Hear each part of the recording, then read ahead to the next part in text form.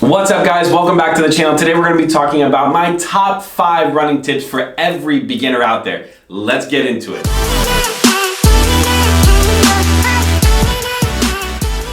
My name is Chris Carlin and this is One More Run. If this is your first time here, go ahead and feel free to like, subscribe, hit that bell notification so that you know every single time we drop a video, which is every single week. Or maybe you want to wait till the end because you're like, what's this guy all about? Does he even know what he's talking about? You're about to find out. So if you clicked on this video, it's pretty likely that you're just starting out running or you're considering becoming a runner. And if that's the case, then welcome to the running world. We're happy to have you. Now, I'll be honest, I got into running about 2 years ago, and to be fair, my entire life before that, it was just not something that was cool or fun or anything that I wanted to do at all. But now I've discovered how fun running can be. And today, in this video, you're gonna learn the top 5 things that I would have loved to know when I started running back then.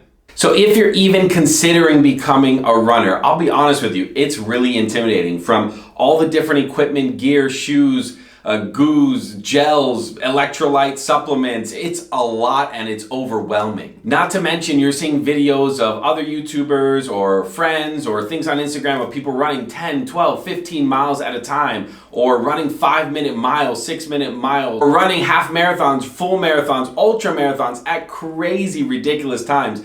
And let's be honest, those are incredible things, but that's not the everyday runner. So first things first, I just want you to sit back, relax, and just know that that is a long, long way away. And we're gonna work step by step with giving you exactly what you need to do to start on the right foot. No pun intended, I swear. Let's get into it. Tip number 1 is have a plan.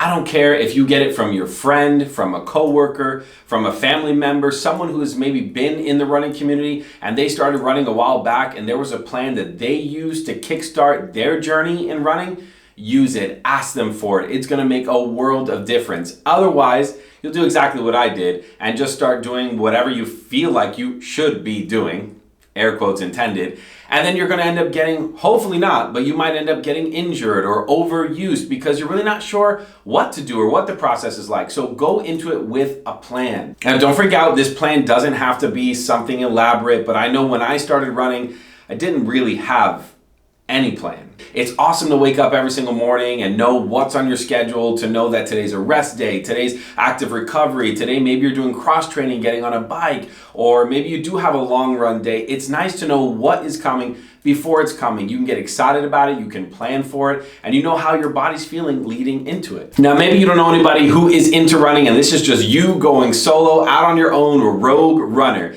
If you want to, drop something in the comments below. I'll be sure to send you some plans that I've used in the past that can help you get jump started. Tip number 2. Walking is okay. Walking is actually your best friend when you start out. Shoot, for your first couple weeks, you might not even run at all, and that is perfectly fine. And once you do start running, don't feel like you have to run the entire workout. If you have a 20-minute run on your schedule, walking is not failure. Actually, it's a really good tool that you can use, walking and running, especially when you're starting out, just to build up that stamina that you're gonna need to become that elite runner that I know you're gonna be. This sport that you just decided to enter into is a long-term sport. We're growing over a long period of time, and walking is gonna be your best friend. It's gonna allow you to grow, it's gonna allow you to increase your capacity, and it's actually gonna allow you to go faster than you did yesterday. Tip number 3, it's okay to take it slow. There's no reason to come out of the gates full sprint. I can tell you from personal experience,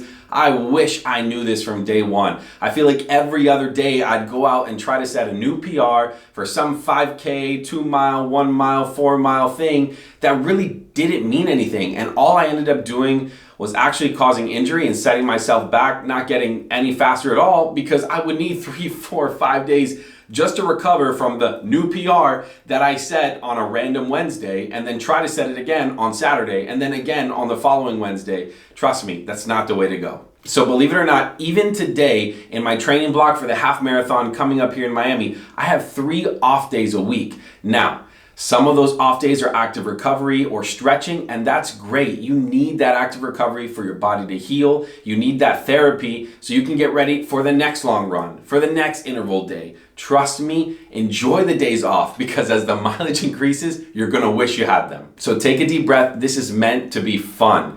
Take it slow, take it easy, one day at a time, and trust me, you will build over time. Tip number 4, find the right shoe. Now, as someone who's gonna bring you a ton of shoe reviews right here on this channel, I love testing gear, I love testing shoes. It's really exciting for me. With that comes some good and bads. There's shoes that really work for me and there's shoes that don't. And just because it doesn't work for me doesn't mean it's not gonna work for you. So as we move forward in growing this channel, I'm gonna show you a bunch of cool shoe reviews. Some of them, maybe I don't like that much. Some of them I might be in love with, but that doesn't mean that it wouldn't work for you. I'm gonna bring you the facts, I'm gonna bring you my opinion, I'm gonna bring you my expertise, and then it's up to you to go out there and see if it works for you. But as you're starting out in your journey as a runner, it's so important to find the right shoe. Believe me, when I started, I had a closet full of Nikes, full of Adidas shoes that I thought were running shoes.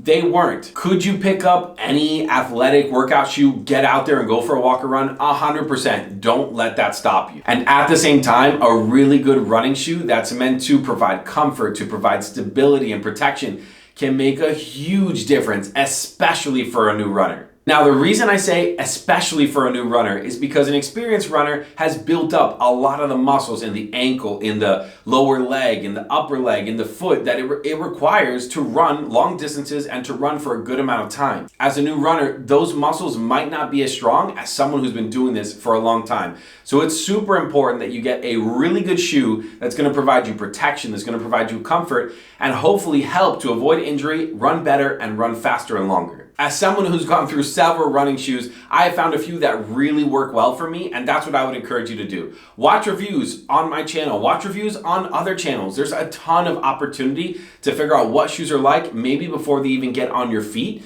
and then pick a really good company, whether that's a local shop near you or a store online that has a good return policy. It's possible that you try a shoe in the store that felt great, you get home and you do a few runs in it and you realize, man, this is not for me. It's causing me discomfort here. It's not what I thought it was. I don't feel the energy return that I thought I felt. And you want to be able to take it back. Let's face it, everybody's feet are different. And it's so important to find a store or an online shop that has a good return policy so you can test and then send back and find the one that works for you. If you have any questions on shoes, things that I've tested that maybe haven't yet made it to the channel, or maybe just questions about shoes that you're interested in, drop them in the comments below. I promise I'll get back to every single one of you and let you know my opinion on what that shoe is, if I've tried it, or if I've seen it, or if I've even put it on my foot. Tip number 5 is one that 100% without a doubt all of you will forget at some point as you become a runner and as you start running more. I can tell you this for certain because I forgot yesterday and the day before, and I felt it today. This last and final tip is to recover and to stretch. It is not overrated. When you run, you're putting your body through a lot of stress. It's a lot of pounding on pavement, or maybe you're running on a treadmill, but your joints, your muscles, your ligaments, everything is going through extreme discomfort.